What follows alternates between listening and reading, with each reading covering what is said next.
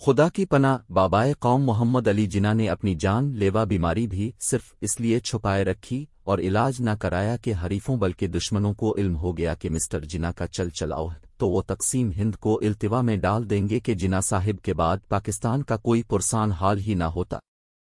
سچ پوچھیں محمد علی جناح پاکستان کے پہلے شہید ہیں، ورنہ بروقت علاج اور وہ بھی بیرون ملک ہوتا تو شاید بچ سکتے تھے، لیکن انہوں نے جان بچانے کی بجائے پاکستان کے قیام کی خاطر جان قربان کرنے کو ترجیح دی۔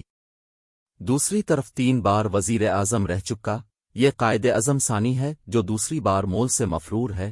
قائد نے جن سے پاکستان کی آزادی چھینی، یہ نہ صرف وہاں خود چھپا بیٹھا ہے بلکہ اس کی جائیدادیں، اولادیں، سمدھی اینڈ کمپنی بھی وہیں گھات لگائے بیٹھے ہیں کہ شاید پاکستان نامی چراغا پر پھر اس کا قبضہ ہو جائے اور وہ ساری لیٹ نکال سکے۔ ڈوب مرے وہ لوگ جنہیں کبھی یہ خیال نہیں آیا کہ اس مول کے وہ بچے بھی گروی پڑے ہیں جو ابھی پیدا نہیں ہوئے، جبکہ قائد اعظم ثانی کی اولادیں ڈالرز اور پاؤنڈز میں کھرب پتی ہیں۔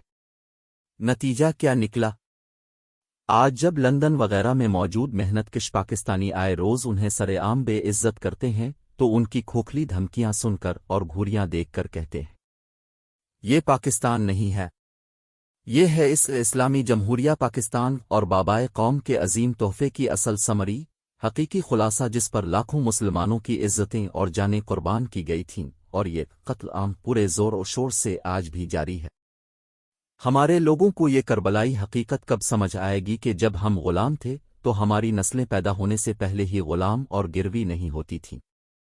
صرف ایک جملہ ہے یہ پاکستان نہیں ہے، ہر پاکستانی کے منہ پر زناٹے دار تھپڑ اور ایک ریمائنڈر سے کم نہیں ہے کہ ہم وطنوں ہوش کرو، سوچو کہ وہ کون کون تھے جو تمہیں بلکہ تمہاری اولادوں کو بھی بیچ گئے۔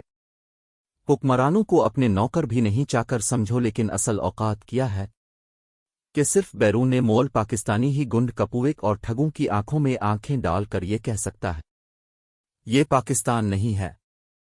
پاکستان جہاں چوروں ڈاکوں کو اساد مانا پڑتا ہے، میرٹ کے قاتلوں کو محترم کہنا پڑتا ہے، کتوں سے چھیچھڑے طلب کرنے پڑتے ہیں، اپنے ہی ٹکڑوں پر پلنے والوں کو سر کہنا پڑتا ہے، اور نوکر شاہی جیسی ذلت آمیز اصطلاحیں بھی قابل قبول ہیں، تو یہ مول ہے یا کیا ہے؟ کیا یہ واقعی پاکستان ہے یا کچھ اور؟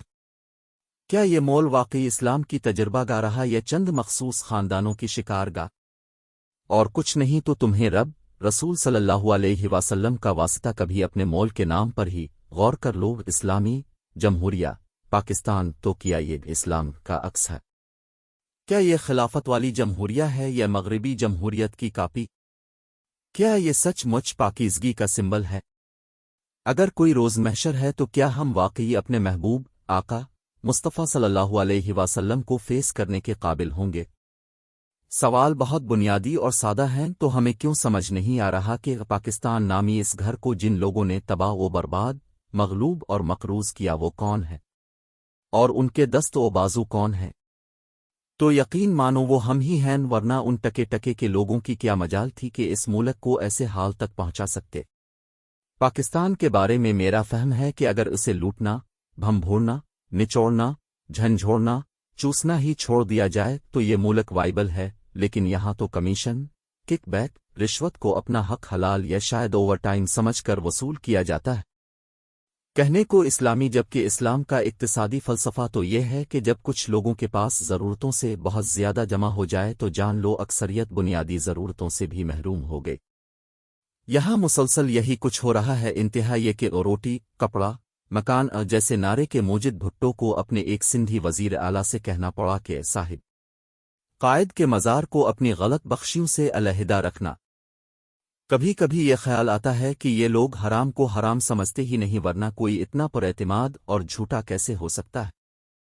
بات چلی تھی انگلینڈ سے، جہاں لوگ سر عام ان کی توہین کر کے بھڑاس نکالتے ہیں اور پھر ان کے حواریوں کے غزانے پر چھاتی پہ ہاتھ مار کر کہتے ہیں یہ پاکستان نہیں ہے۔